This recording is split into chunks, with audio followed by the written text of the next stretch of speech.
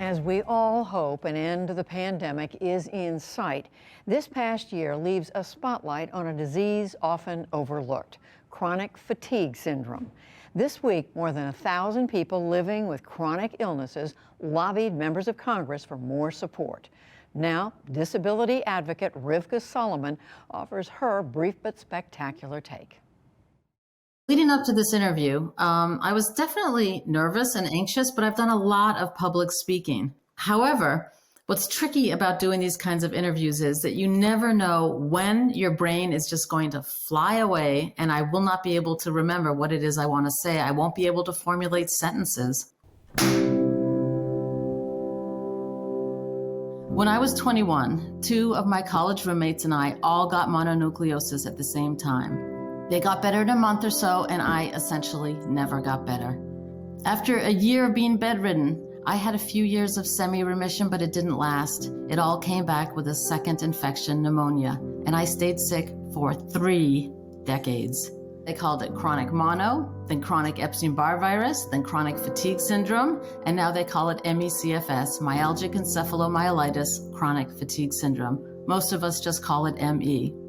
There are up to 2.5 million of us in the US with ME, 24 million around the globe. We have no treatments, no cure, and people can be sick and disabled for decades, often bedridden like me, some unable to care for or feed themselves. 80% of people with ME got it after a viral or bacterial infection like me, and 75% of us are women.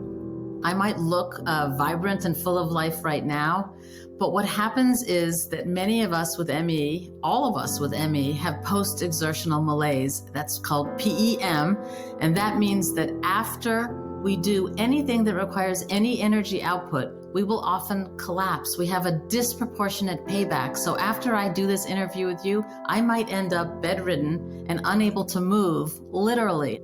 When you have ME, it affects absolutely every single dimension of your life. Many of us, our families and friends, don't believe that we're actually sick. It is a terribly lonely existence. Right now, there are millions who are getting sick with COVID-19 from the coronavirus, and some are not getting better. They're staying sick with what's called long COVID. Many with long COVID will likely be eligible for an ME diagnosis after 6 months of being sick because they have many of the same symptoms as us.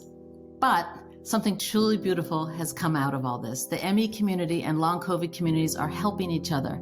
It is beautiful to see this. It's like the old timers helping the newbies, but the newbies have much more political clout and are also helping us. One of the problems that we've had as a community is that there's been a faction of the medical establishment that has put forth and propagated the myth that this isn't a real disease, that it's actually a psychological condition.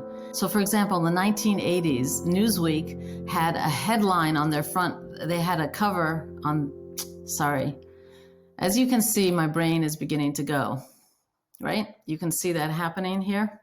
Even right now, as I'm doing this interview with you, I can feel the brain fog is taking over, and I can't remember what your question was, and I can't remember what the beginning of my sentence was. I don't remember the point that I'm trying to make. The one thing I want people at home to take away is to believe a person when they tell you how they're feeling.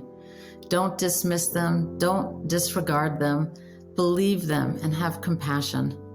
My name is Rivka Solomon, and this is my brief but spectacular take on advocating for people with chronic illness. And Rivka Solomon, we thank you for sharing your story and the story of so many others. And you can find all of our brief but spectacular segments online at pbs.org/newshour/brief.